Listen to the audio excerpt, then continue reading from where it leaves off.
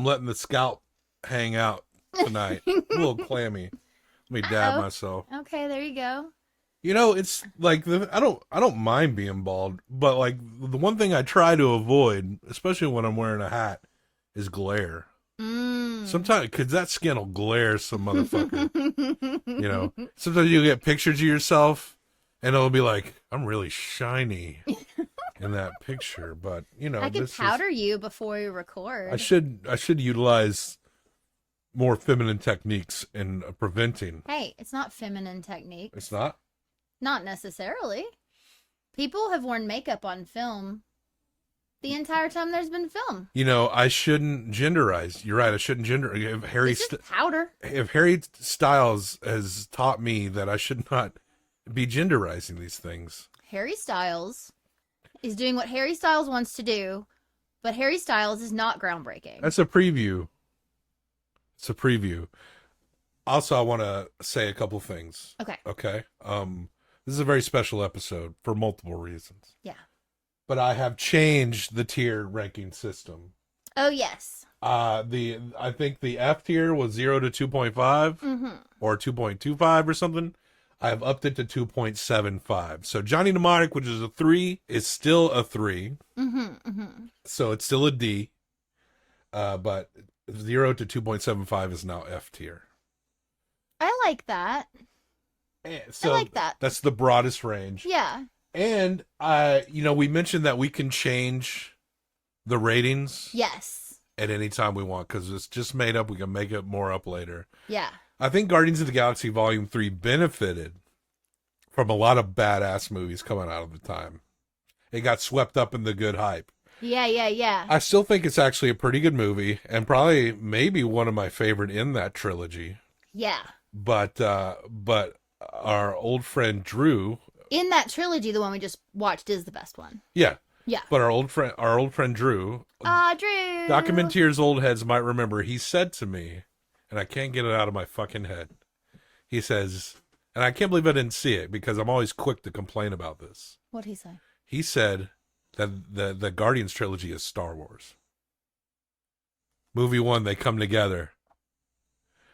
There's a big menace. They come together. Movie 2, that's my dad. And my sister I didn't know about. Movie 3, they do literally fall into a pit of giant monsters. I couldn't get it out of my head. And talk to animals. Is it the Force? That sucks. That fucking sucks. So there you go. I already changed it. You can see here, Guardians of the Galaxy went down to 6.75. I dropped it by a half a point. That's still a good movie. But it is now... it's better than Scream 6, but not as good as The Naked Gun. And that makes a lot of sense to me. I agree with that. That makes a lot of sense to me. Well, I still don't like The Naked Gun. But I'd watch Guardians again before I'd watch The Naked Gun again. What is your problem? You don't like it's the like fart and piss humor. Well, to each their own. You're not complaining about it when I'm doing it. She is, actually. Yeah, I hate it when you piss. If she walks into the bedroom and I'm using the bathroom, she's like, "What are you doing?" I'm like, "I'm sorry, I can't hold it. I can only hold it for so long." You have to say that we have a bathroom in our bedroom, or else it sounds like you're just pissing on the bed. I think people can figure it out. Most master bedrooms have a bathroom. You know that's people don't say that word anymore. What? Because the reason a master bedroom is from like slave shit. Oh. The master of the house has the biggest bedroom. Is that really where it comes from? Okay. Or the master of the estate. I mean, it's about the boss. But master Bruce has Springsteen? those also connotations. Keep talking. I'm just correcting some things for later. Okay. Yeah, Bruce Springsteen's cool. He has that song about walking in Memphis. That's not Bruce Springsteen. No? I can't remember who that Who's was. walking in Memphis? I can't. Walking in Memphis. You know, people who only listen to the podcast, like, when you hear me say something wrong, what you don't see, like, if you watch the YouTube version and we say something wrong, I often will show a visual correction while we're saying the wrong thing. I love that. So Mark Cohn. Mark Cohn. I was walking in Memphis. Walking in Memphis. So, folks, this is a very special episode other than the changes we just made. Because now the F tier has a larger window than all the other tiers. Yeah. Will we get an F tier today? Maybe. Because when we first had the concept to do Movie Humpers, it was like late last year. Yes. And we watched a lot of movies and we discussed them, and I did like write-ups on them with the idea that these would be on the show. And then when we finally were at a place where we could do the show, we kind of just moved on from Yeah, them. we just started fresh. But there were 6 movies that we watched last year with the idea that they would be our earlier reviews. And I thought, why not go ahead and forgive us if we don't remember all the details of character names or plot points. I think we're going to do pretty good. Sure. But cut us some slack if we get a few things wrong here, okay? Because it's been about 6 months for a couple of these. Yeah. But I do feel strongly that I still remember most of them. So, but we're going to talk about 6 movies. 6 movies. And we're going to, with limited time, we're going to do like a 5-minute timer, so we're not going to linger. Yeah. This ain't going to be a 4-hour-long episode. It probably will go over an hour, but it's got the most in it. So we'll start out at about 5 minutes. Some later discussions will probably call for longer times. But so we're going to go down the line of some movies, and I think we're going to hit just about every tier. Yeah, right? betcha. We switched up Guardians of the Galaxy. That's a B tier. Yeah. Right? Can we hit every other tier on this list? With this list, I think we can. Are we going to get our first F tier movie? I think we might. I think we will. So now, if you're watching the YouTube version, you already know what our first one's going to be. That's right. Yeah, maybe you've heard of it. First movie, Citizen Kane by Orson Welles.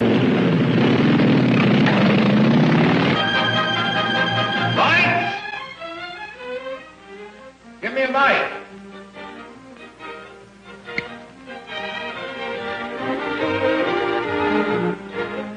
Thank you.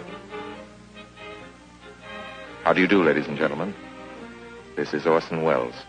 I'm speaking for the Mercury Theater, and what follows is supposed to advertise our first motion picture. Citizen Kane is the title, and we hope it can correctly be called a coming attraction.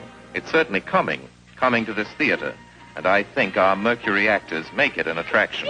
I'd like you to meet them. Speaking of attractions, well, the chorus girls are certainly an attraction. But frankly, ladies and gentlemen, we're just showing you the chorus girls for purposes of ballyhoo. It's pretty nice ballyhoo.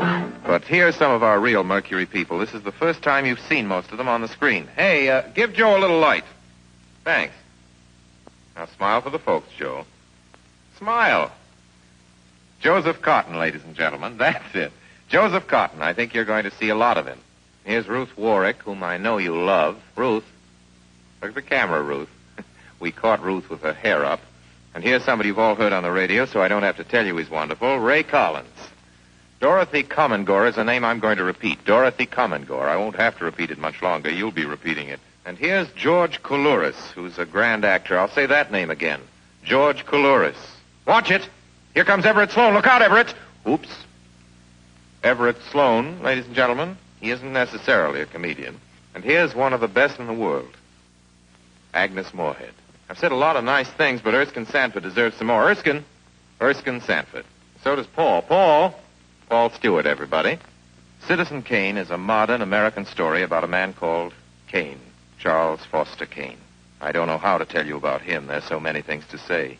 I'll turn you over instead to the characters in the picture. As you'll see, they feel very strongly on the subject. Charles Foster Kane is... Sure, he started the war. But do you think if it hadn't been for Mr. Kane, the United States would have the Panama Canal? Charles Foster Kane is nothing more or less than a communist. Kane, governor.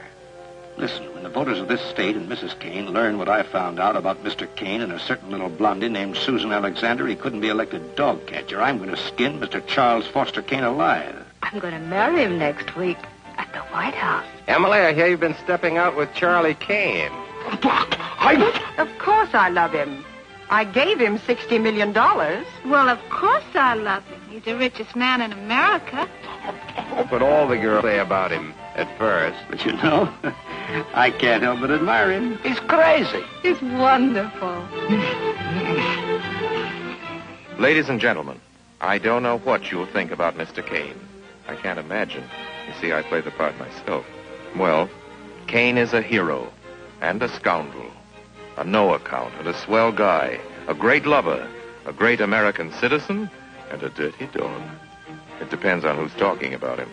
What's the real truth about Charles Foster Kane? I wish you'd come to this theater when Citizen Kane plays here and decide for yourself.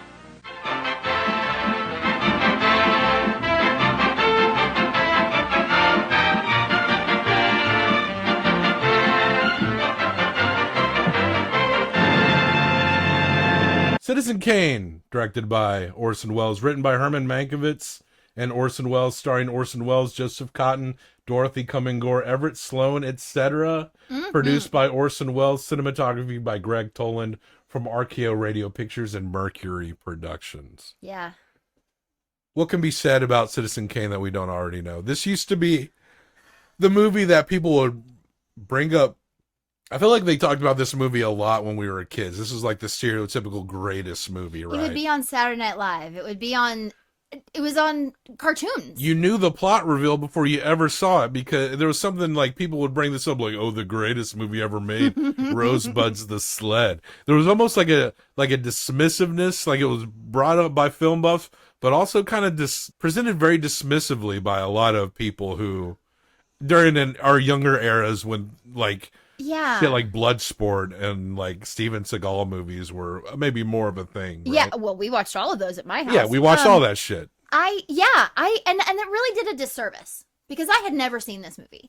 And I always kind of figured I would at some point, but because I had heard that, and it, like you said, it hadn't necessarily been always in the best light, even though people would, in the same breath, make fun of it and say it's overdone and say it's the best movie ever made, right? Like, in the same breath, it felt like. I just never got around to it. This movie It's great. is brilliant. And we watched the movie Mank, which is about kind of the David Fincher's making of this movie. Yeah. And David Fincher's made some great movies, but we thought Mank was pretty middling. Well, Mank also suffered from the fact that we had recently watched Citizen Kane, and Citizen Kane is beautiful and thoughtful, and every scene is like very specific and meaningful. And then Mank tried to like parrot that in a way that just fell fucking flat. Citizen Kane feels fresher than Mank did. Yes. And Mank is literally like a movie that came out 3 years ago. Yeah. So, but Citizen Kane does feel fresh with like great shots, Yeah. shots of the reporters in black and white, great overhead shots covering like scenes of like junk in the floor, overhead shots looking down on Orson Welles. Of course, Orson Welles plays Charles Foster Kane, who is supposed to be a stand-in for William Randolph Hearst, classic newspaper tycoon, rich man stuff.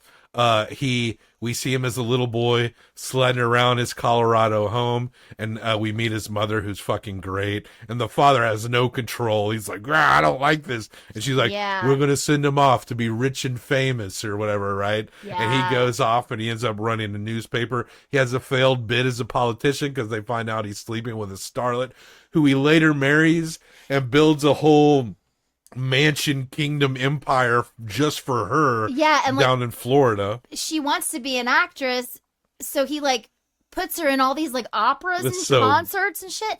And basically like people go, but it's more to like look at her than to like care about what she's doing. The spectacle of what's happening. Yeah, it's like I'm going to see his lady tonight. Probably don't even know her name. And of course, like, she doesn't really want to do it, but he's just making her do it. I think she did until she realized what the fuck was going on. Yeah, she's like, oh yeah, like when you think you want to do something, but then you realize like, oh, I'm not really that. I'm just pipe dreaming. But you got someone who's just making you do it over and over and over again. Well, obviously that relationship falls apart, and there's a great scene where Charles Foster Kane just goes like a toddler in a tantrum in that So room, good. just wrecking all that shit. I love that scene so much. And of course, it's all framed around reporters because he has died at the beginning of the movie. And that was another thing that you see a lot more now. that wasn't as common then was this idea of like the ending and then framing it all around flashbacks, seeing the end before the beginning. And reporters are trying to figure out who Rosebud is, who is Rosebud. We all know who Rosebud is. Even if you've never seen this movie, you might know who Rosebud is. Totally, and we I did. see after Charles Foster Kane is gone, the reporters have given up, and you see a camera zooming in a room. All the things that were common later in filmmaking were unique back then. You've got 30 seconds. Yep. It zooms in. 30 seconds to talk about this movie. It zooms in on a guy holding a sled. It's got the label Rosebud on it, and they're like, yeah, throw it in the furnace. So the thing that Charles Foster Kane loved the most, his fucking sled, thrown in the furnace. Tragic. I just want to hear the alarm sound. How early am I? I haven't said much, so I can also add. No, I did. Well, you have seconds. I'm just kidding. This movie was. That's it. You know what that sound means, folks. We're out of time. Okay, so ratings. Watching it was like truly like light bulbs flashing all around in my brain, being like, oh, that's where that comes from. That's why that looks like that. That's what this is. You know, like it was just so good. And I don't know if I've ever seen an Orson Welles movie before. So there was also that like idea of him being so bigger than life that in my mind it was maybe going to be like overacted or something, but it was so good. Like he's so good. And so I'm going to say for the influence, for the cinematography, all of it, I'm giving it a 5. Yeah, I hear you. And people might be like, "Oh, this movie's overrated, it's overhyped, it's overbaked." No, it's not. Like if you're interested in the context of movie history and what led to everything we have now, Citizen Kane is a must in terms of understanding that movie. It's not overhyped. It really is like a great film, and it was underappreciated when it was first released, and it was kind of more of a sleeper hit when it came to appreciation. Like, it was a few years. It had to be re-released after a lot of European critics were like, "Holy shit, this movie's the bomb." That's the words that they said back in the 40s, the bomb. I think it was the bee's knees. And then it caused everyone to kind of go back and revisit it, and it became the iconic movie that we know today. Yeah. And of course, Orson Welles brought in all of his Mercury Theater and RKO buddies to come in and help make this movie. These are theater nerds, stage actors that went straight from there to there. And Orson Welles was so prolific that they just were like, hey, RKO was like, hey, let's make us a moving picture. I mean, there's something very unique, especially older films, earlier films, where the person has come from the stage to film. We saw this with Night of the Hunter. Charles Lofton, yeah. We saw that with Citizen Kane. There's just something that seems like more care is taken with the details. Yeah. What do you give it? I give it a 4.75 because he looked funny in the old man makeup. I did not notice that. Oh, hey, by the way, I'm Angela. Oh, I'm Bobby. I'm Bobby. This is, or Bob Sham. This is Movie Humpers. The sounds you hear are probably dogs. You probably heard it a minute ago, which is what reminded me that you had not said that yet. So a 9.75. Is this above or below Sunset Boulevard? Below it. Because Sunset Boulevard is a perfect movie, though you did not give it a 5. Anything in 9.5, between a 9.5 and a 10 is pretty much just a fine, perfect And yet movie. there's still a ranking within that time. Well, so I can still be bitter about it. My new favorite movie. You know, it doesn't mean much. Your favorite movie, it doesn't have to be my favorite movie. Doesn't mean much. Like, you kind of hate on Naked Gun. Love it. If it was up to me, Naked Gun would be on this S tier list. You have got to be kidding me. I'm not. You know that is not an S tier movie. I didn't rate it high enough to be S tier either. 1941 is a 9.75. Excuse me. So sorry. Ooh. So sorry, Angela. It's a 9.75. I'm okay with that. You put it below Sunset Boulevard? I did. Okay. Sunset Boulevard is one ticket up. That's what matters. I mean, both very historical movies, but we're going to move on. Mm-hmm, and the next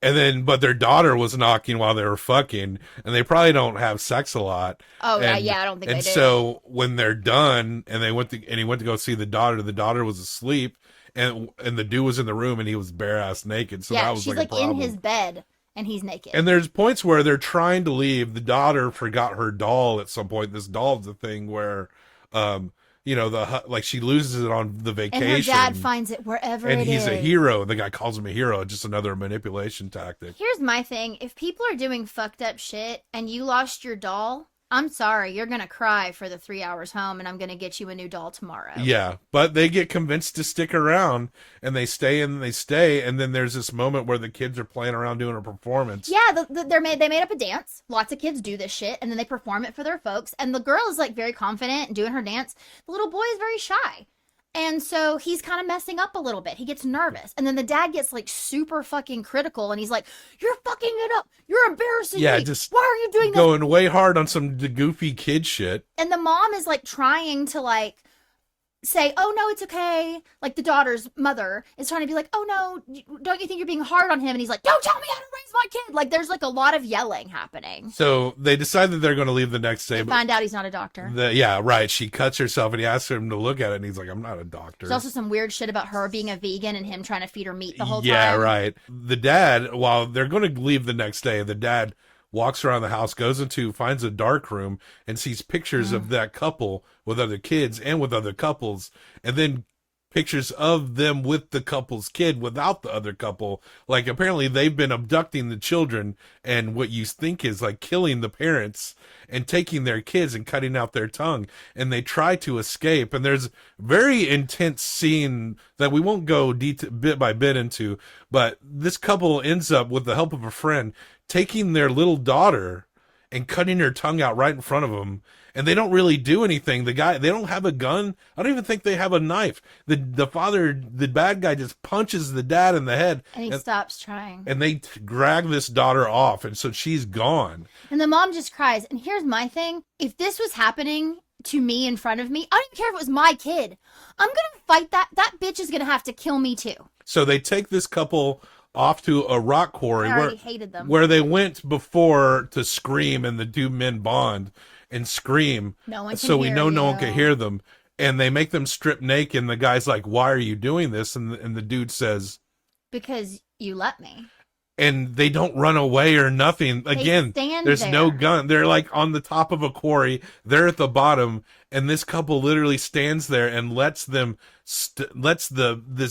sadistic couple stone them to death. Stone them. You feel so bad, like you hate the people doing the crime, but for different reasons. You also are just extremely mad at the couple who are getting stoned to death. Yeah. And I'm... Oh my God. Okay.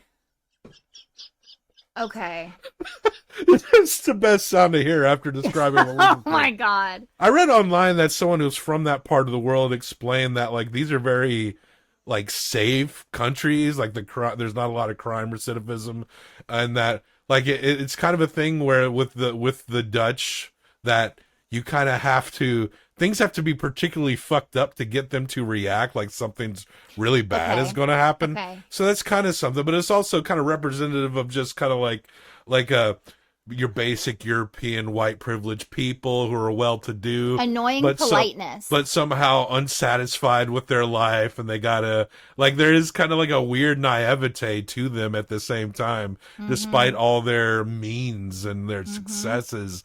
Like it's the dad, like he's just not satisfied with his lot in his life, and so he wants to break out of his shell. Of course, the shell gets broken by stones as he gets stoned to death at the end of the movie. Yeah, the mom in particular made me crazy because she was like a helicopter mom, as you mentioned, but she was also not a good mom. Because, and I think that happens a lot, but it was just very obvious as part of the undercurrent is that this like bad woman, I'm quoting, whatever, she stoned the other woman. Like this bad couple, like they're more fun. The kid actually is having more fun with this other woman, and they're kind of like playing games, and the mom's getting mad. In the climax of the movie, we see a boy float. That boy, they killed their own quote-unquote kid, and he's floating face down. It's a very stark moment, but very, very sad. But let's review this movie. How much do you give Speak No Evil by Christian Tafdrup. I think I'm going to give it a 4. It was very difficult to watch. It was you know what? I'm going to give it a 4.25 because not a lot of movies make me have like a visceral reaction, and I truly felt so angry and upset and sad at different moments of this movie. Like when this movie was over, it's the kind of movie you just like sit and like don't talk for a minute.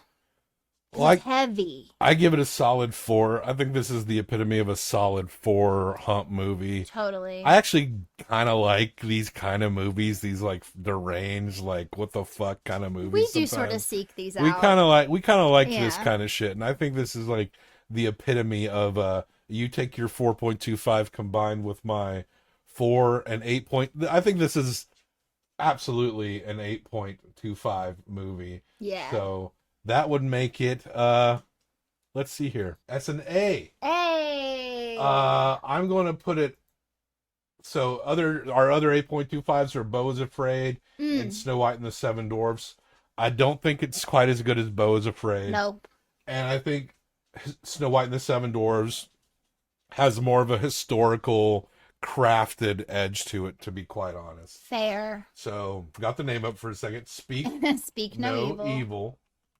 Oh, speaking of that, there is also a particularly disturbing moment when the boy finds the man outside and opens his mouth and shows him that his tongue indeed has never been there, but is cut off. Yeah, well, the boing boing happened and we went a little over. Sorry. But we got to move on to our next one, and it's a documentary, a throwback to our first podcast. Oh, right. We're going to be discussing Robert Greene's Kate Plays Christine. In Sarasota, Florida today, a 29-year-old talk show hostess shot herself in the head live on television. The woman, Christine Chubbuck, said, "In keeping with Channel 40's policy of bringing you the latest in blood and guts, you're going to see another first, an attempted suicide." The word spread like through the grapevine. I mean, it wasn't tweeted or emailed, it was, hey, did you see what happened on Channel 40 and the old-fashioned way, person to person. If you're going to play this role, you need to have like a simmering undercurrent of some kind of resentment or personal turmoil.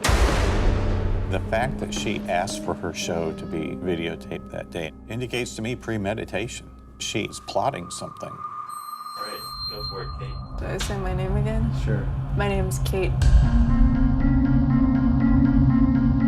Acting became this outlet for me to be seen. I do worry the impulse is perhaps an unhealthy one. She had a tan, her waist-length black hair was clean and shiny, and her black and white print dress complemented her long, slim figure. I have a lot of friends down in Sarasota. I asked them all about it. They had never heard of her. Just by people moving in, moving out, people are going to forget that type of thing. I'm hoping to find tape of Christine Chubbuck, not the tape of her suicide, but anything at all. This is what's haunted me for 41 years now, and this didn't come out in any of the other stories that I know of. Until I make all of this feel as natural as possible, I just feel like I'm playing dress up. I don't know what to do, Robert. I don't know what to do. I don't know what this scene is. I don't know. Here, let's go again. Just go again. How do you think that went? Very badly, because I'm not prepared. I'm trying to get as close to it as I can. It seems to be somewhat compulsive.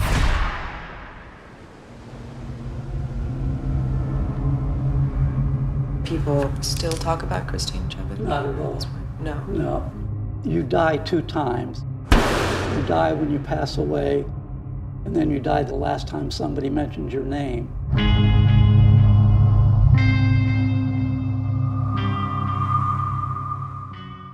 Kate Plays Christine by Robert Greene from 2016, written by Robert Greene, starring Caitlin Schill, produced by Susan Badusa, cinematography by Sean Price Williams, from Falero House, Fourth Row, Pre-War Cinema, and Grasshopper Film. 4 minutes. 4 minutes. Go. Robert Greene, a documentarian who, having people replay real events, whether it be Bisbee 17 of people reenacting a town forcing a union out of an Arizona mining town, or he's got a movie about people dealing with their sexual abuse from the Catholic Church.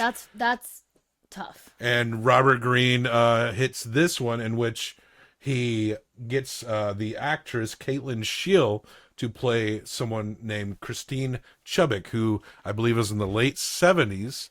I think it was in Sarasota. Christine Chubbuck shot herself on live TV. She was a news anchor and just shot herself. Apparently she was the first person to have done that. Yes. It has happened since, but she was the first person. There was the town we used to live in, Clarksville, had somebody shoot themselves at a city council meeting. And it was on tape, but apparently they destroyed it. So Sure. I mean, understandable.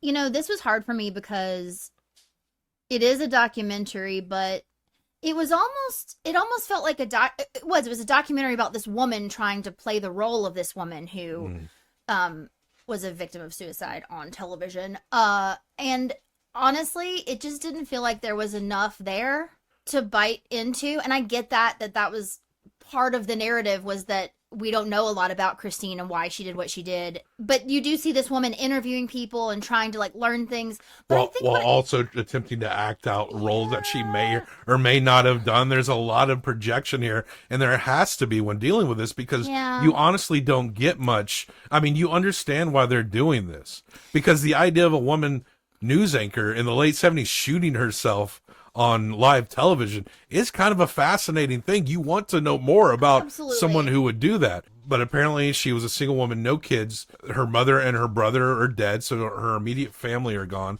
They talked to people who worked at the station a long time ago, and they had nice things to say about her, but it was all very anecdotal. No one really knew her very well. And all we really got was that she was kind of lonely. She was dating a guy involved in the news station, but it didn't work out. He was kind of a player, and they ended up not being a couple. And that maybe she was frustrated at some of the choices of news that she had to play, but which is actually every anchor's issue. But they have Kate going around to the gun store, but it's not the gun store because it moved where Christine got the gun, and they're going to all these places, and there's a sense of desperation to try to get to something here. And I don't think it's as successful as Robert Greene did in other movies like Bisbee. Bisbee 17 is a good example of him accomplishing that, something more compelling, that you learn something really unique about American history that isn't talked about. But here, I get it. You get the sense that they want more than what they were able to get, but they just did not. And so the actress Kate is questioning, rightfully so, what is the point of this? At one point at the end scene, when she goes to shoot herself, she's like, you're all fuck, is this what you want? You're all fucking sadists. Yeah. She couldn't do it for a while. It shows her, she goes through the whole thing, she goes through the exact news report that Christine was giving that day, and she gets to the point and she holds the gun to her head and she keeps not being able to do it. And she kind of flips out when she finally does. And there's also the inherent melodrama of the actor herself. This is what I was about to say. That is what was most annoying to me. And I get it, there's not enough substance to make just a whole documentary film about this story. But that is all I'd want to see, even if it was a 30-minute documentary. Yep. There's the boing. That's fine. So my criticism, and leading into my judgment, is that those bits seemed so contrived, of just I'm going to go interview someone, and then I'm going to listen to this tape of her speaking again. I'm going to watch this video again, and I'm going to walk around the room pretending to be her. And it's I don't need to see this actress pretending to be this person. It's it was filler. When it was all said and done, did we really need a lot of this? No. Oh, this movie, when it premiered at Sundance, it just was a coincidence that there was a biographical film about Christine Chubbuck that aired at the same time. It doesn't look very good, but it was there. It might have been better than this. We don't know.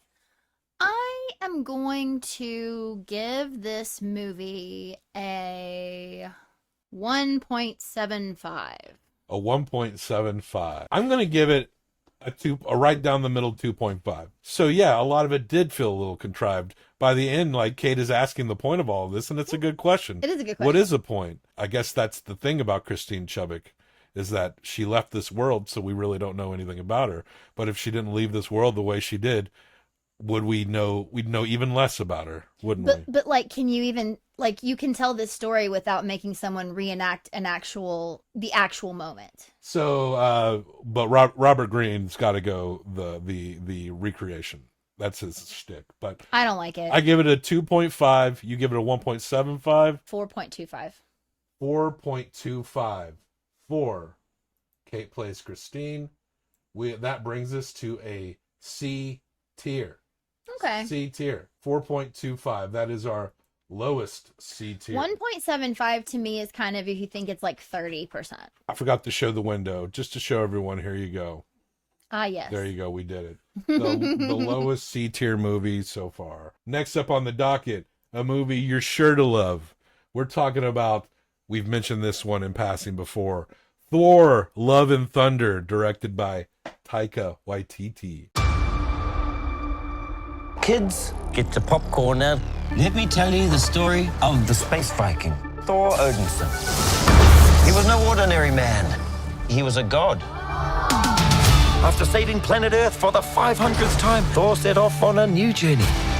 Well, he got in shape. He went from dad bod to god bod. And after all that, he reclaimed his title as the one and only Thor. Oh, spoke too soon. Jane?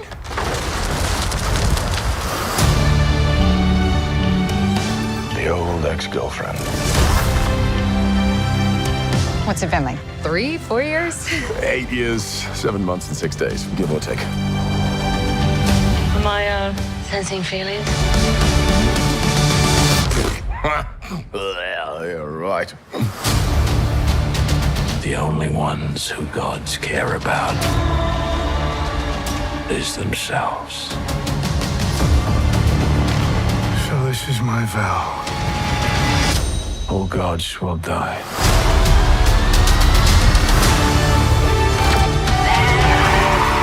I just want to say that was very, very impressive what you did back there. He's just my first bad guy. You never forget your first.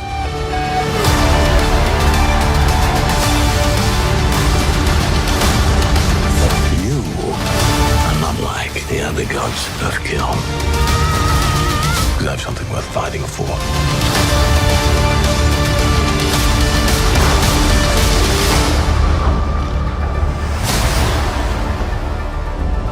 Let's see who you are. I take off your disguise. And flick. Oh, you flicked too hard, damn it!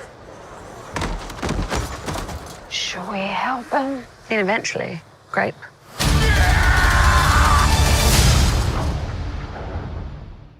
Thor, Love and Thunder, directed by Taika Waititi from 2022, written by Taika Waititi and Jennifer Caton Robinson, starring Chris Hemsworth, Christian Bale, Natalie Portman, Tessa Thompson, etc. Produced by Kevin Feige and Brad Winderbaum. Cinematography by Barry Edwin from Marvel Studios and Walt Disney Pictures. This might be my least favorite Marvel movie. Yeah. And we've mentioned this, that we didn't like this before on previous episodes. Totally. And Thor Ragnarok was kind of fun. It seemed like an inspired choice to put Taika on a Marvel movie. It's really thanks to James Gunn that now we have movies with this kind of tone to it, whether it executed good or bad. But the sophomore effort does not lend itself to quality. It felt a lot more forced. These actors had, except for Christian Bale, had contractual obligation stamped to their forehead. Christian Bale can act, and he put it all. He played this like he was going for an Oscar, but there was a movie with like nothing to it that's trying to be so fucking clever when you're dealing with someone who. Okay, let's set it up the best I can. Okay. After the end of Ragnarok and Endgame, the Asgardians are now on Earth, and it's they're now led by Tessa Thompson, who's Valkyrie, and Thor is hanging with the Guardians of the Galaxy, and he fucks off away from them. And Jane Foster comes back, Natalie Portman, but we discover that she has cancer. But she also finds the broken pieces of Mjolnir that got broken in Thor Ragnarok, and they combine for her, and she becomes a Thor. Like, they call her Mighty Thor. Yeah. So when she's Mighty Thor, it kind of pauses the cancer, but it gets in the way of her being able to fight the cancer. Yes. So, of course, her and Thor come back into each other's lives, and it is you could not light a piece of paper with any of the sparks between them. Like I said, they are there's just nothing. phoning it in. And also, you're dealing with someone who's literally dying of cancer, and the dramatic weight is like not there at all. It's just, There's a point where they're trying to reconnect, you should care, and it's just the most but you don't. and it's just the most obnoxious, like, nothing scene. Yeah. This is what I talk about with quirky dialogue bullshit that means nothing. Mhm. And we know that Taika Waititi has the ability to balance humor and genuine emotional connections between Yes. characters. He fails miserably in this movie. This is also, though, one of those moments where I think this is a big studio film, and how much control did he actually have? I don't know. Who knows? And you can't. We'll see what he does next, right? Like, I'm hoping that him making this movie opened up the opportunity for him to do, I've said this before, for him to do something cool. Yeah. Because a lot of times it does. It's like, oh, you gotta do these, and then we'll let you do a passion project, you know? Like, Yeah. so maybe we'll see something good come from him next, but I'm cautious. This is just a fine example of how someone who seems so talented can just suddenly come off like a really bad imitation of himself. Yeah. And it just goes to show that, like, you know, he's got a lot of friends out there. He's got a lot of detractors as well. Yeah. I think it's just a result of, like, getting so many of these kind of style, almost like you can tell he really likes, like, a Wes Anderson kind of guy. With Boy, you saw that a lot in that movie, and that's okay. Yeah. And like I said, he can work it sometimes, but I don't know. What are the cool things in this movie? Like, there was a cool scene where they're on a small planet fighting, but there's just, the stakes and the drama are just completely imbalanced. And they don't follow their own rules. There's no weight to her having cancer at all, and there's no chemistry between them. There's one point where Russell Crowe plays Zeus. He looked like he had a good time. That was kind of a fun scene. But they take a lightning bolt from him, and there's one point where Valkyrie gets stabbed in the back by Gore. And this is supposed to be like the weapon that Thor will need to help him, because To kill the God Killer. to kill the God Killer. The God Killer stabs her in the back with this shit, and in a scene, like, she's off camera and they're like, oh, she's in the hospital, she'll be fine. It's like, what? She got stabbed by a God-killing weapon? Like, it's just the balance is gone. And there's this, and these kids are kidnapped by Gore, and this one kid keeps making this joke like he's obsessed with Guns N' Roses, because Guns N' about the Guns N' kids. Roses music is all up in this, and he's like, I want to be called Axel. And it's like, it's not funny at all. Like, you want to be called Axel because, like, that's not a joke. No, That's not a joke. And then, of course, Gore, you know, he's a bad guy because his daughter was killed, so he kills gods. Because he blames the gods. So he has to go to eternity to make a wish to get his daughter back. Mhm. And, of course, Thor feels for him, and Gore ends up dying, but they do wish for the daughter to come back, and the daughter's imbued with the power of eternity, and Thor, like, has a montage where he's raising this girl, and Jane Foster dies and goes to Valhalla. Not that there's any really emotional weight to That's that the at right all. word, right? Valhalla? Yeah. Okay. Because then she's there with, isn't that like the only moment we see Idris Elba? This movie was Best part of the movie. just fucking annoying. Idris Elba. This movie was obnoxious. Yeah, I don't like it. This is like a culmination of the worst parts of modern humor. Mm-hmm. And I'm not writing off Taika Waititi, but boy, I would not brag about this one. This is like how not to do his I'm style of curious movie. to see what happens next, like if he does something else like this, or if he goes out separate. I'm curious. I think he should move on if he hasn't already. I think Chris Hemsworth was like, I think Thor should be more serious again. I don't know if they need to make more Thor movies. They're kind of not the most exciting ones out there. No. But you know, it's Marvel Studios. I mean, it does seem like these studios have lost their steam a little bit. They're still making more than all the other movies, but that's what executives and corporate execs do, right?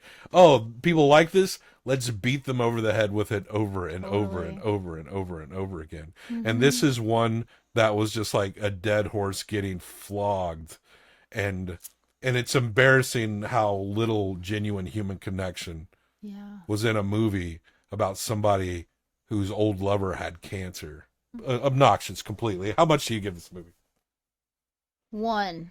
I agree, it's a 1. I don't even know why I'm going that high. But I know, we'll just I give it a almost said 1. lower than a 1, but I'll just say a 1. So that gives it a... Folks, we did it. We did it, folks. Let me pull it up for you. Finally. F tier. F tier. Our first, according to us, so far, the worst movie ever in the made world is Thor, Love and Thunder. A whopping 2 out of 10 humps. You hate to see it.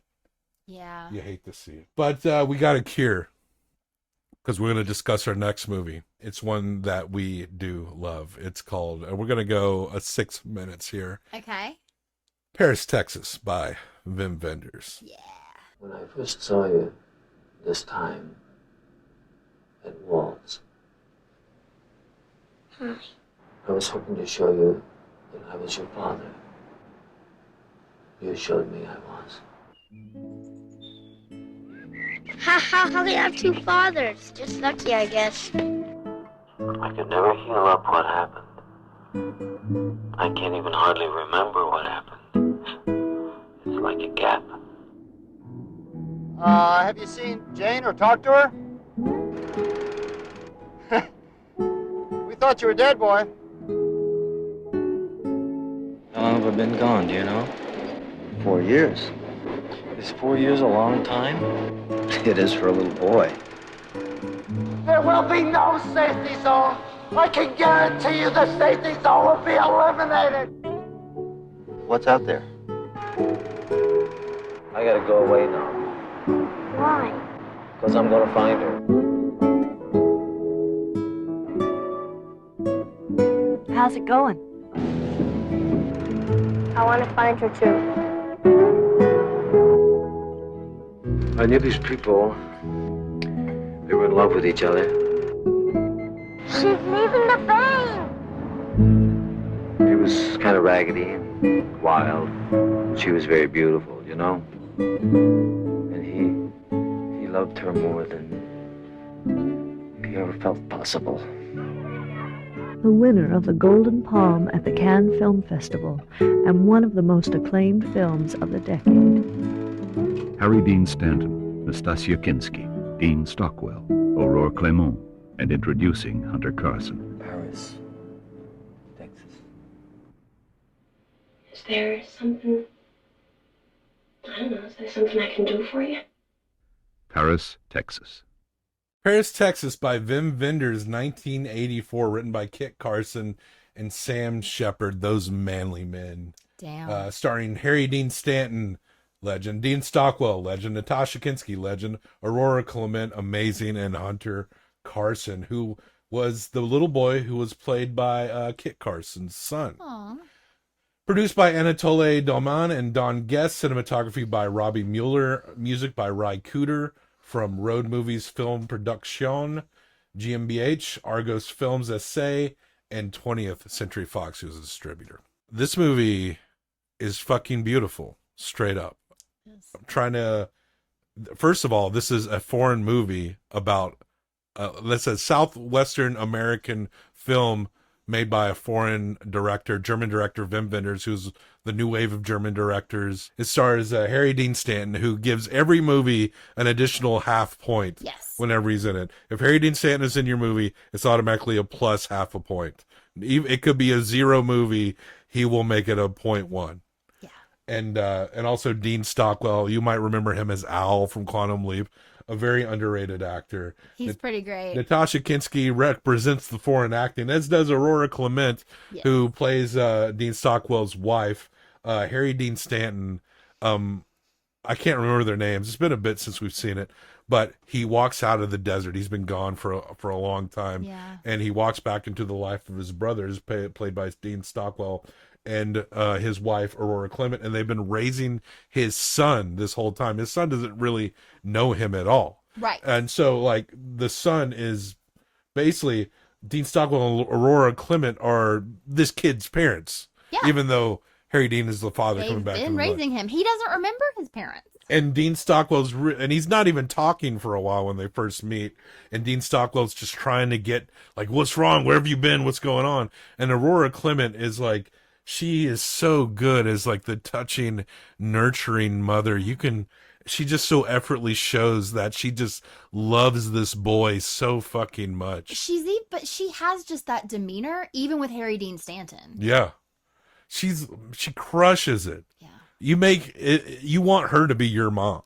Yeah. Even though we're like probably older than her at the point when she's making this movie. There's a moment where she's scared that she's going to lose this boy. Yeah. Which she does lose this boy. Genuine, and it's heartbreaking. Genuine fear there. Well, eventually Harry Dean Stanton and his son do start to bond a little bit. We see a cute scene where they're walking parallel across the street, where they're starting to get to know each other, and they're emulating each other's like movements, and that's a very kind of European charm thing. So charming, and it's beautiful stuff. And it's revealed that, of course, there's a mother that hasn't been around in this boy's life. We don't know why Harry Dean's walked into the desert. And it's revealed by Aurora Clement, reveals that she's been getting letters from the mother and helping her out sometimes, and tells... And she'll send when she can. And explains that, yeah, I've actually been in contact. The address is coming from this area in Houston. And so Harry Dean Stanton, he's going to go alone at first, but then he just decides at the last minute that the boy wants to go with him, so he brings the boy. It was totally the boy's decision. Yeah, and they call home to make sure that everyone's okay. But Aurora's like fear, like you could just how much she cares about this kid comes through so well. And the only bad part about this movie going forward is that we don't see Harry Dean Stanton and Aurora Clement again. And like you hung on their relationship and their love for this kid and his love for his brother and the frustrations. Yeah. You really do miss them as soon as they're off the screen. Yeah. So he goes to Houston with this boy, and this boy he's so adorable, and he's like a nice and intelligent, curious kid, and he's into astrology, but he's not like this is how you write a child. Kit Carson and Sam Shepard, they did it right. It's a kid that's curious and smart, but he's still a child. And this is how you do it. This is how you write a smart, bright young boy.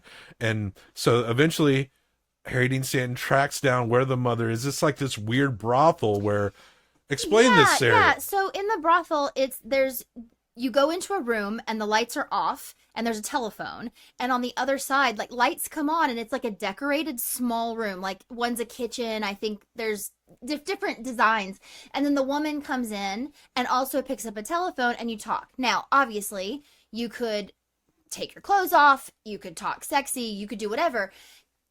You can tell that she's uncomfortable with him because she keeps trying to be like, what do you want me to do? And he's like, I just want to talk to you. And he stays in the darkness. The first time, I think he doesn't even speak, maybe. To her. Yeah, not at first. And then he goes away and comes back, and he puts the boy in a hotel room, and he decides to go back to her, and they go back, and he starts to tell a story to her. They both have a long monologue with each other. Telling their whole history. And Natasha Kinski's, her accent kind of breaks a little bit here. And it's kind of a long scene, but he explained, he in almost a third-party way, explains the story of them and their relationship. Yeah, it's like he's telling her without telling her that he's who he is. They had this relationship. He was an older man. She was a younger woman, and they had this kind of spitfire-ass relationship.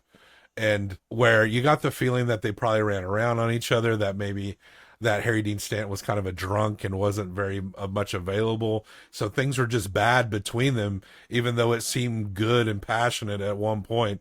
But the passion doesn't maintain. He comes home one day to find the house engulfed in flames. As far as he knows, her and that kid are in that house.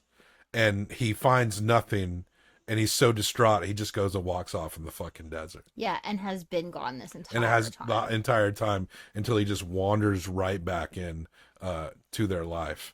And so they kind of come to this like understanding of each other in that moment. It's kind of like, okay, let's just put it all back. Like, let's not, like, we're both going to move forward. Okay, real quick. So then he tells her the boy is in this hotel room, and he drives her there, or he follows her. I can't remember. He gives her the room number and lets her know where he is. Yeah, but he's like outside in his truck looking at the hotel room. That's also like a beautiful shot because you kind of see like in the hotel room the boy, and you see her come in there, and you get to see them come together. Oh, it's beautiful. And it's so beautiful because listen, she's been through some shit, right? And this kid has never known his mom. But the way they embrace each other, it's like an inherent unspoken bond. And the story is about the story is ultimately about a boy being reunited with his mother. Yeah. And even though the boy was very well taken care of, but it's not about him being a family again. He kind of understands that he is kind of the fuck up, that he's not really for their betterment. He kind of moves on, and he goes to, we mentioned Paris, Texas, because apparently that's where he was born. He's got a picture of an empty lot in Paris, Texas. We never actually see Paris, Texas, but without saying it, you get the feeling that that's where he's going to spend out the rest of his life. And the mother is reunited with the daughter. And I just hope personally that they went back to Los Angeles from Houston to go live with the mother and the son, Harry Dean Stanton and I do too, Aurora Clement, because I feel like they probably did. It just makes me happy to just think about all of them together, because she loved that boy so much that it would pain me to think that she wouldn't get to see the boy consistently ever again. This outsider view of the Southwestern American life from Los Angeles down to Texas is very much a desert film, a road movie. Yeah. And Wim Wenders just knocks it out of the park in terms of just representing the desperation and the sadness between these people, and as well as genuine love represented in this movie. Yeah. It is a stunning film, Paris, Texas. And I know there are I know people that have seen this movie. It does mean a lot to them. It's kind of like, if you watch Paris, Texas, and you're like, I don't think that was very good. Like, I don't know. Who are you? I don't know what the fuck to tell you. Like, no. Like, I have no idea what would go through your mind. I don't know. I felt like this movie kind of shook me in a way. Just the genuine touching moments. There's something that just felt so real about it. And your fucking boy Harry Dean Stanton's in it. R.I.P. Late great. All right. So how much? So good. How much do you give this jam? Paris, Texas by Wim Wenders. I wouldn't change a thing about it. I think it was gorgeous. It's one of those movies that as soon as it's over, you immediately want to watch it again, or you wish you hadn't seen it so you could watch it again for the first time. Yeah. It's one of those.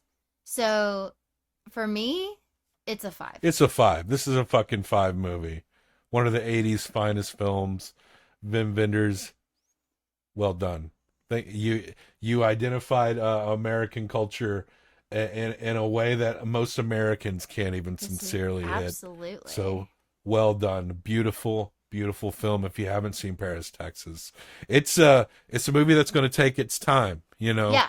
It's the pacing that's just kind of how it is. Yeah. But it is every shot of the landscapes of the American Southwest. It's something to behold. It's a thoughtful, beautiful movie. And so the question is, we got a 10 out of 10. Like we said, every 9.5 and up is pretty much a great film. Is it above or below Thief by Michael Mann? I really love Thief. It doesn't even matter. It doesn't really matter. But I feel like I feel like Thief edges it out just a little bit. Alrighty then. So I feel like James Caan. Didn't we decide James Caan also automatically is a 0.5 for anybody? Sure, we can. He's always, if he's in it, it's automatically better. Paris, Texas by Wim Wenders from 1984 is a fucking 10. Yeah, damn right. It's a fucking 10. So there you go. And we could have done a whole episode on that movie alone. Maybe we should have, but I'm glad we touched base on it here. And this is almost one where we could just throw it on just for comfort. You know? Totally. Now our next discussion, I think we're going to have a lot to say about it. That's why we're going to give it 10 minutes. Okay. And I mean, I know you're right, but like, oh my God. And this movie had a lot of buzz last year when it came out, but it wasn't the buzz. It was more of the buzz surrounding the movie more than the movie itself. And we're going to get into that. We're talking about Olivia Wilde's sophomore effort. Don't worry, darling. I have it. Focus, right here. Let's have a little drink. Yeah, I will.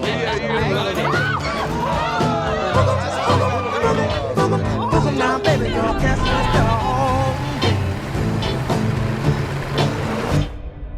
You and me. Always. You and me.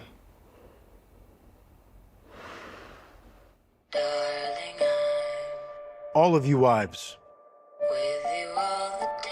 We men, we ask a lot.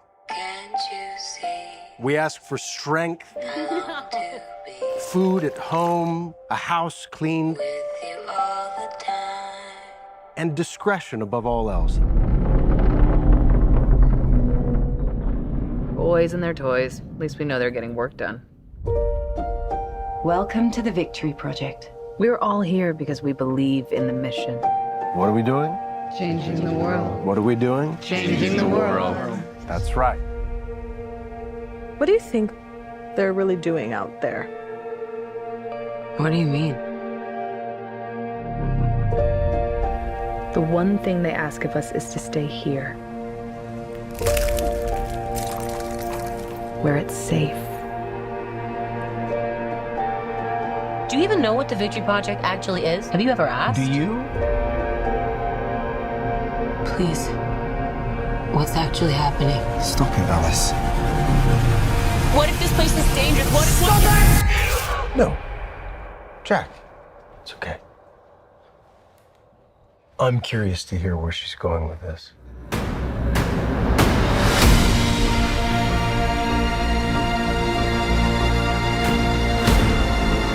I need you to listen to me. They're lying about everything. We are not going backwards. We're pushing forward. Everyone is acting like I'm crazy. And I'm not crazy. Our life together. We could lose this. I don't trust him.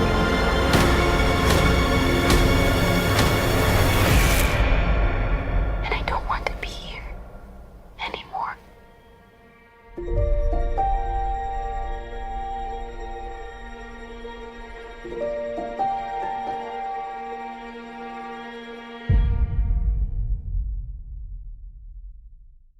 Don't Worry, Darling by Olivia Wilde from 2022, written by Katie Silberman, Carrie Van Dyke, and Shane Van Dyke, starring Florence Pugh, Harry Styles, Chris Pine, Gemma Chan, Nick Kroll, etc., etc. Produced by Olivia Wilde, Katie Silberman, Miri Yoon, and Roy Lee. Cinematography by Matthew Libatique from New Line Cinema, Vertigo Entertainment, and Warner Brothers. Now, this movie...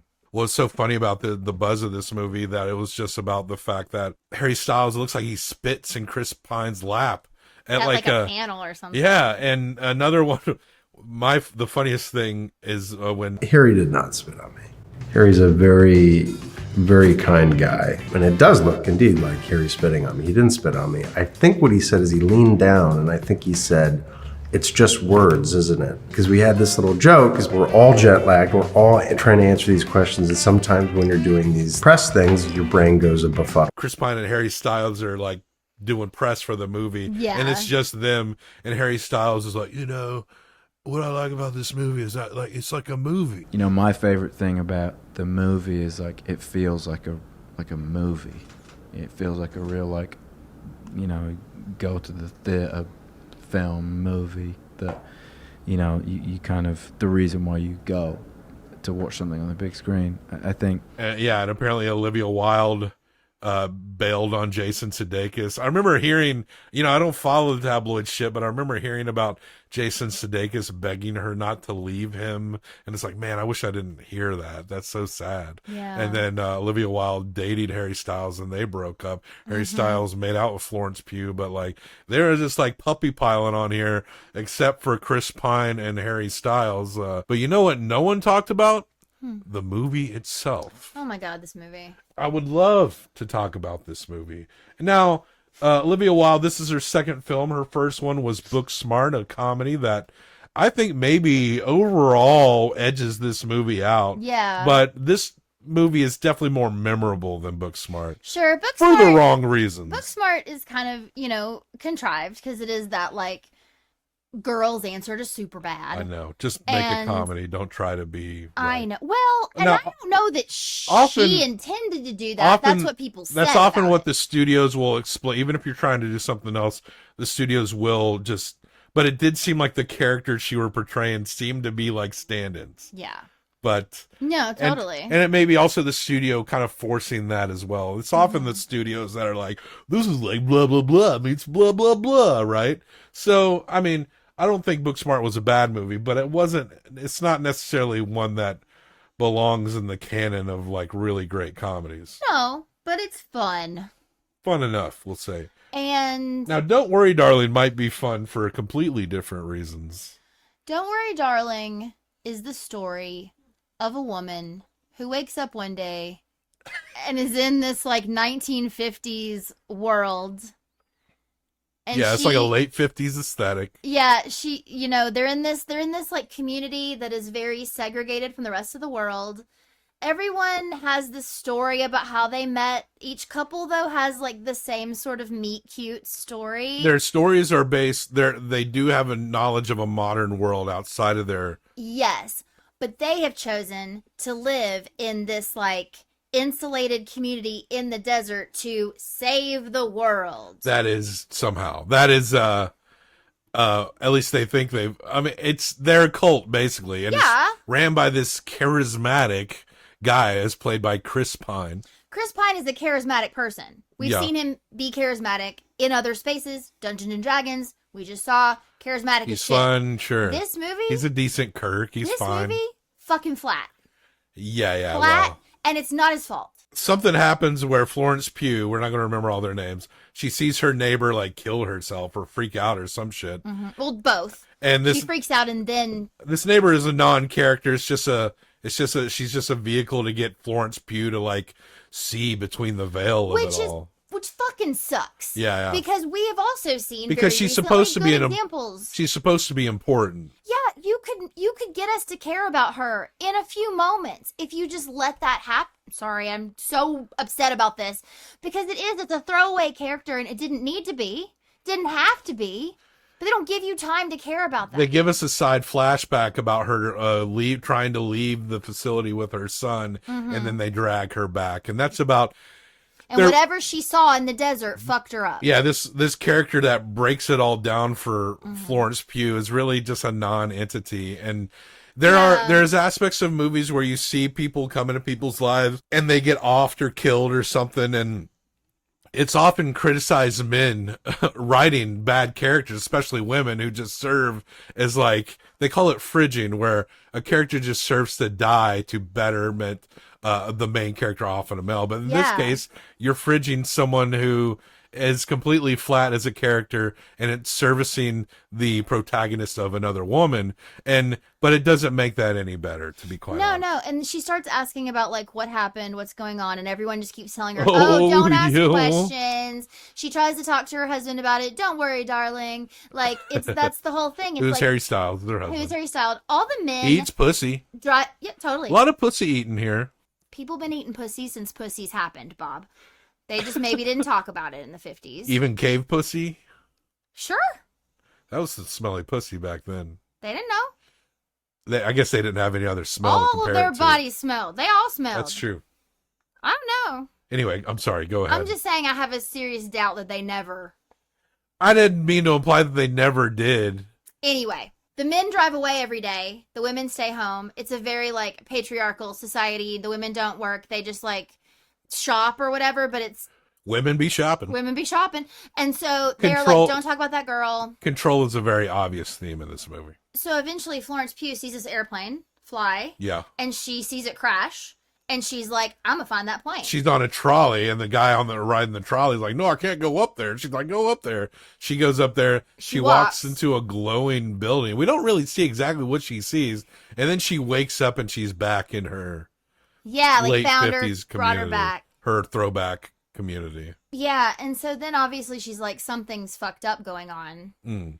And she's questioning it with her husband, and her husband's trying to be understanding about it, but he's got a big promotion because Chris Pine's like bringing him up, so they're gonna go to an event, and they put a ring on him or something, and they make him do this dance in front of all these people, and she's questioning to her girlfriends, and they're like, "Don't fuck this up for your husband. Don't fuck this for is your good husband." for him. And so there's this scene where Harry Styles is being made to dance around. Yeah. Very bizarre theme, but it also shows that they have a control over people as individuals here. Yeah. And that kind of contradict. There's some things that we're going to get into when all is revealed here. And then there's the dinner party. The dinner party, which made me this is the part that pisses me off because Chris Pine is aware that she's been like causing trouble with her questions. There's an aside at this dinner party where she's messing with the dishes, and he walks up to her. Chris Pine is like, I love it when people challenge me. You know, he's playing this up like, oh, we're going to have this psychological game of cat and mouse. And this is the where, first like, time I felt excited. she knows a little bit more than everyone else, and he knows that she knows. So what are they going to do? How are they going to manipulate each other? How is she going to trick him? How's he going to fuck with her? Because if she's seeing the plane, why is she seeing the plane? Why is the plane there flying into the mountain in the first place? She's made to see it, right? Like, why? Maybe he was trying to lead her. Maybe he was interested in her and he was baiting her. And so you think this is going to turn into like a really cool dynamic, there's like a few different versions. Protagonist, tit for tat. Yeah, where this could have been good. And then it cuts immediately them sitting at the table. And she immediately is like calls him out on all the weird shit. And instead of him being like charming about it, like, what are you talking about? He's like, all that charm that he displayed, that he thought that set up like there was going to be something really like psychologically intense, is all thrown out the window when she just openly is just like, it was like setting up to write something really cool, and then you just topple it all over in just in the next cut. And it's like, and it ended up, it like set up like it was going to be something cool and intense, and it was nothing. It was nothing. It was absolutely fucking nothing. We're gonna run over. Yeah, we don't care. So just like, I'm gonna stop. I love the sound of the boing, we'll though. let it boing and scare me when I'm talking, but then we'll keep going because we still have to talk about what's actually happening. When you hear that boing, I'm getting an erection every time. Is that the sound of your erection? Mm-hmm. Interesting. Never heard it before. You heard it 5 other times in this episode. Okay. I thought you were. Never mind. That's the first. Now I'm just thinking about your penis. Yeah, go ahead. Okay. Oh, that is one thing. I do feel like they had chemistry. It wasn't bad. It wasn't bad. Like there was some chemistry between Florence Pugh and Harry Styles, who is a singer. That's what we've heard about him. Yeah. I don't. That Watermelon Sugar song. Fine. See, I named one. Isn't that about eating pussy? That's what I heard. That's what I heard. Sure, why not? I heard it is. But also, I think it's about wearing maternity clothes and breaking gender norms. That's what you love about him. That's what you love about Harry Styles. A muumuu is not a maternity clothes. He invented. I didn't say muumuu. Isn't that what you're thinking of? Was he didn't he wear maternity clothes. He's very loose fitting tops, it seems. Okay. That's a big shirt. I think he just would look better if he was wearing like what the ladies would wear, like a cocktail dress. I'm just saying. I'm not against him wearing what he wants. That is the whole point. Look, I don't care. I'm wearing a Razor Ramon wrestling shirt. You don't have to take my fashion advice. I don't care what Harry Styles wears, but do not tell me that he is a groundbreaking person within the men dressing. Do you not see that he's famous wearing women's clothes on? There have been people wearing women's clothes for a very long time. Men wearing women's clothes. And Harry Styles started it off for very long everybody. time. Thank you, Harry. He did not. Thank you. No. Okay, back to the story. You find out that Olivia Wilde is wild. She's kind of in on this. Like, you figure out at a point that, like, the women know nothing. And the men know what's Except up, the but ones they that won't do. tell you. The only woman that knows is Chris Pine's partner and Olivia Wilde. Those are the only women that are into what's happening. So now I'm going to tell you what's happening. Florence Pugh knows something's wrong, and she eventually is like, I got to get the fuck out of here. She's also starting to, like, have memories of her life before being here. Then all of a sudden we get this whole story where she used to be a doctor. Okay? Yeah. And she lived with Styles. Yeah, well, we get to this point when she's trying to be like, hey, honey, let's get out of here. Yeah. And he's like, yes, honey, we'll do that. But she doesn't. She calls Chris Pine and he sends his goons to take her away. Right. And that's when we get... Because her body, in reality, has been laying in a dirty apartment, in a bed, in dirty-ass clothes, for God knows how the fuck long, hooked up to a million things that are... It's basically like a cult version of the Matrix, but she's been put in it against her will. And Harry Styles is there too, and he's got all this like hair and beard, and he's like, It's you not find out that he's been leaving every day to go work to pay so they can stay in this world.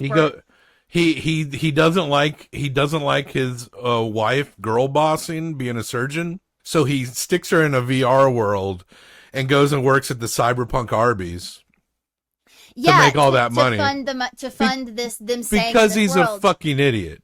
I have so many questions. Like, how does that first happen? Do you drug her and plug her in? How did they wipe your memory? How is she pissing? Like, is she just Probably like defecating on herself? Is he got a diaper on her that he's changing every day? Like, she doesn't go into the real world. She's been living completely in this world for I do not know how long. And that's fucked up.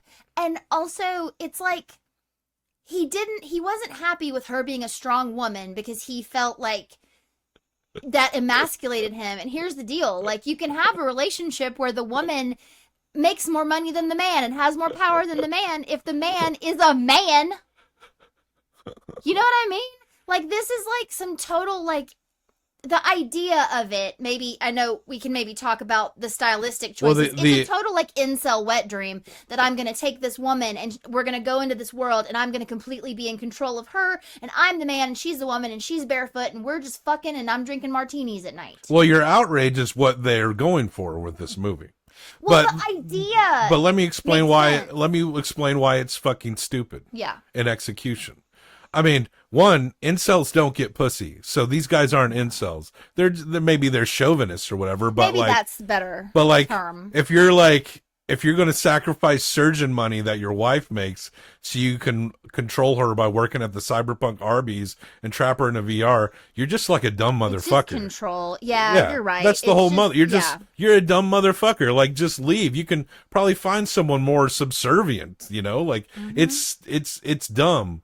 Like, how's hot surgeon girl get incel insecure pussy man?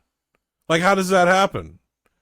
How does that happen? How does she get him, or Y'all- how does she put up with him? They're trying to tell an incel story. They are not capturing incels. Well, and maybe Unless that's they're the wrong kidnapping way to these think women. about it, but they are. Yeah. He did kidnap this woman. And here's another thing. Florence Pugh, she's cool being in a throwback isolated desert community where her husband goes off and does whatever. She's consigned to that control. But a VR world? Hey, no. She's cool with She cult. wasn't cool with that. She questioned it. That's why the whole thing happened. She didn't question the community. She was getting visions and shit that things were different outside of it all. Yeah. She was not questioning the community itself. She was questioning the things She between was asking, like, what are we doing to save the world? She did ask questions like that. She was like, what are they doing when they go out in the desert? What is out? I mean, she did ask those questions. But I get what you mean. I get what you mean. she was consigned to the cult It's not one because bullshit, they it's the brainwashed other. her to think that she wanted to be there and that she was in love with this man who I think that every flashback of them in their prior relationship they were fighting, I think she was probably going to leave him, and this was like a last ditch effort to not only keep her but control her. Yes.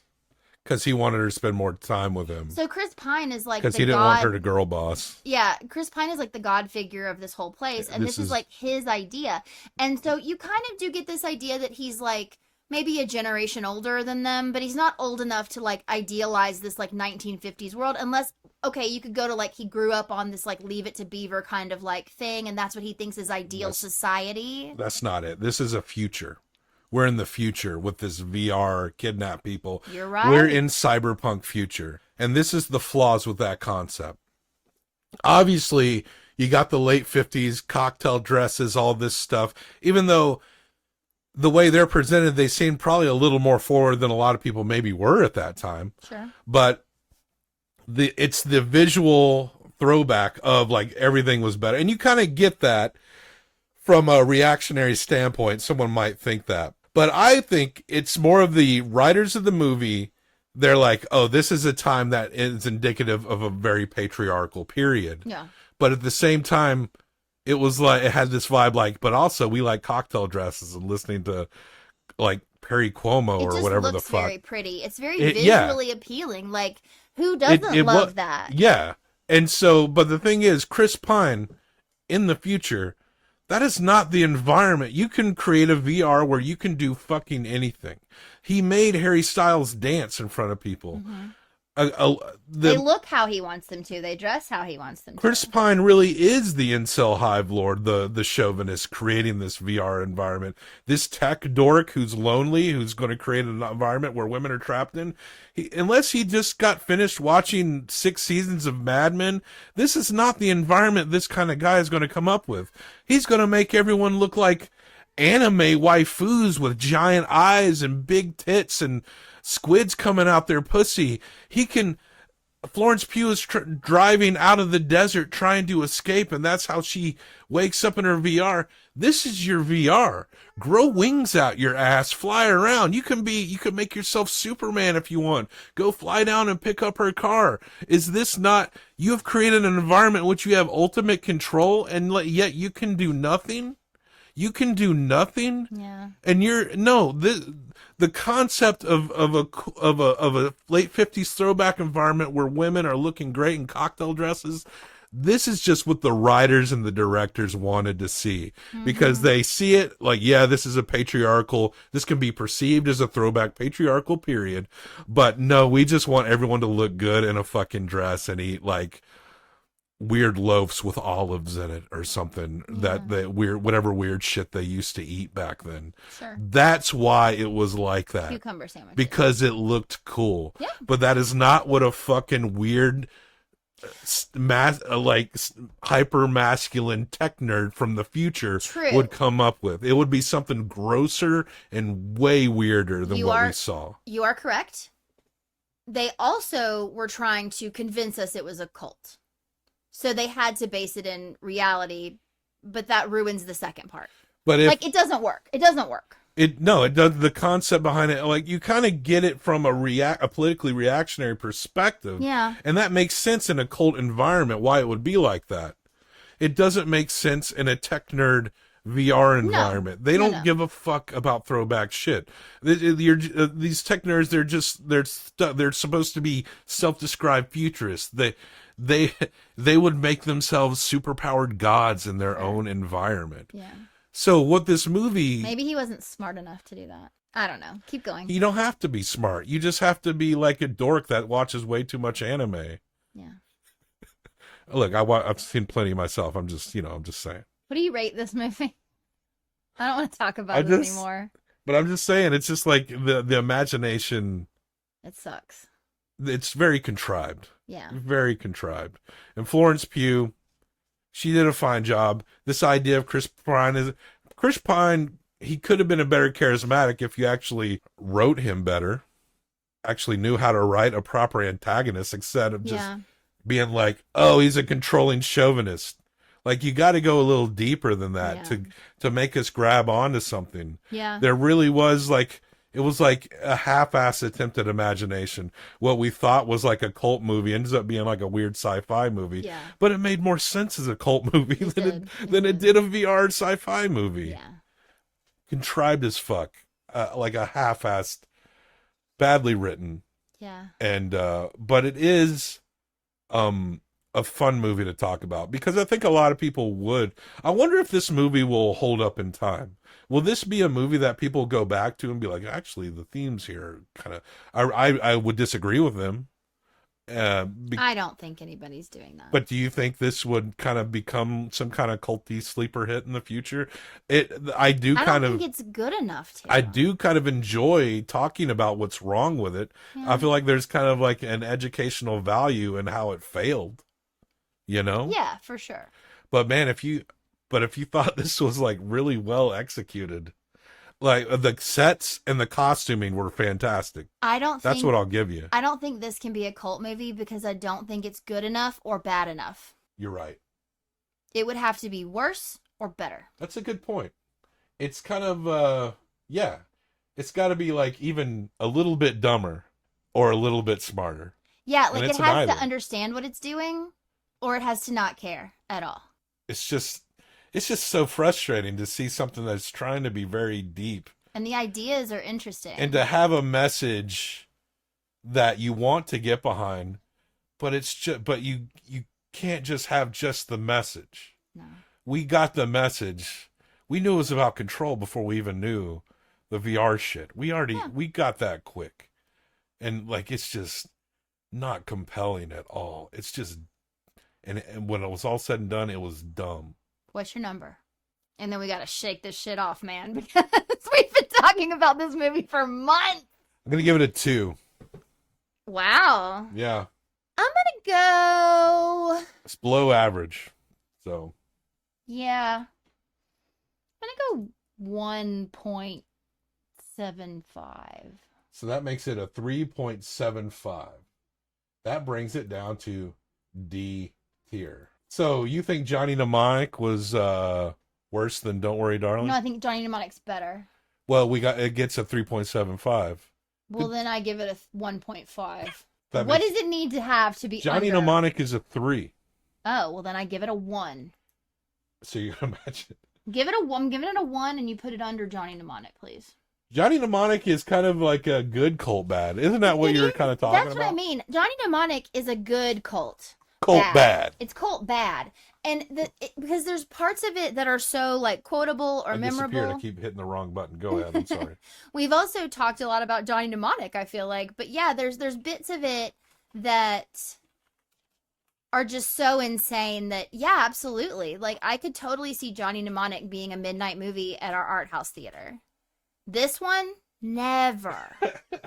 No, you're right. No way. No way. But Johnny Mnemonic, people might show up with their computer gloves. They might bring their dolphins. I'm going to get you a t-shirt with that dolphin on it. Maybe. Okay, so, yeah, that's that. Let's never talk about Don't Worry, Darling again. Actually, I would be glad to talk about it at, like, a party. With other people than me. I really think this is kind of, there's something like a litmus test with this movie. Truly. Yeah. I really do. I know. You can picture people in your life that'll be like, this movie's good. Oh, totally. Yeah, but it is not. You could have made this movie so much creepier, so much more like psychologically intense. You know what I thought was going to happen for a minute? When she went out into the desert and the plane had crashed and there was that weird glowy building, I thought it was aliens. I thought it was an alien cult. I thought the men were doing something with the aliens. Wow, that sounds so much more fun. This is what I'm saying. Like, and somehow the person that is like that can talk to them is Chris Pine, and so he has like a little bit of power where he can control people and stuff. But like, I don't know. Like, that's what I thought was gonna happen, and then I was like, oh, because I thought it was a cult, and then I thought it was aliens, and then when it was again like the dumbest version of the Matrix, it was like, you know, you make more money than me. I'm gonna slap you in a VR. We're going to make way less money. I'm going to go work at the Cyberpunk Arby's for, I'm sure federal minimum wage will not be higher tomorrow than it is now. It'll still be $7.50. I'll make $7.50 in Cyberbucks, and that's how we're gonna live from now on. While you piss and shit yourself, and you're gonna be a big-titted anime waifu in my VR world. You know how much I hate everything about what you just said. It is like unbelievable. It's just. It's so stupid. It's really like not even a clear understanding of what like these right-wing manscape trolls are all about either. It's just kind of like a half. Manscape is when you shave your pubes. They're so much more pathetic than actually was represented in this movie. Absolutely. And that's the reality. You actually, Olivia Wilde and Katie Silberman, you actually underplayed how actually pathetic these type of people can actually be. Can I throw a recast at you? Okay. That I think would have been really good. No Harry Styles. James Marsden. In place of Harry Styles? Mm-hmm. Oh, you could have James. I just want James Marsden in 50s clothes all the time. I think he's so handsome. You've been crushing on him James since Cyclops Marsden. days. Cyclops days, when he was Corny Collins in Hairspray, come on. That's like prime James Marsden. I love you, James Marsden. Well, I've been working out more, so maybe I'll get there. I'll never have the hair though. I love you just like you are. Oh, I love you. You're perfect for me. You're perfect for me. And I swear to God, I won't slap you in a VR world. But would you go into a desert cult where you dress cocktail dresses? With you? Yeah. And I can't tell you why I'm going out in the desert. It's not that you're against control. Can I be honest? She wasn't against control. She was just against this type of it. If you were for real, like, we need to go live out in the desert, I mean, I would have a lot of questions, but ultimately, like, we're ride or die, babe. Yeah. So we're living on my cyberpunk Arby's money. That's just how it is. No. I'm not going in VR. I'll go to the desert with you. Right. You're like Florence Pugh. You're cool with desert cult, not cool with VR. Again, she wasn't cool with desert cult. Yes, she was. She wouldn't have asked any questions if she was. Because the veil was breaking. That's why she was asking questions. Because it wasn't real, so she couldn't be okay with it. The person she was as a doctor wouldn't have been okay with it. They brainwashed her. Everything was fine and still she wasn't okay with it. They brainwashed her to think she was okay with it. She didn't remember her life. But she wasn't. No, she did. Not until the end. She had but they knew about the modern world. But they implanted a meet cute story into all of these women that was exactly the same. They implanted their memories. They didn't take away their thoughts and feelings. No, but they took away their memories. But her essence was questioning. If you're going to take away your memories, why not just trick them into thinking they've been in the desert cult their whole lives? Why even have a memory where there is a modern world that you moved from? Why even do that? I don't know. I mean, it doesn't make any sense, but I'm just telling you, she wasn't okay with it because she was brainwashed. You cannot be held responsible if you've been brainwashed. Death to all traitors. Death to all traitors.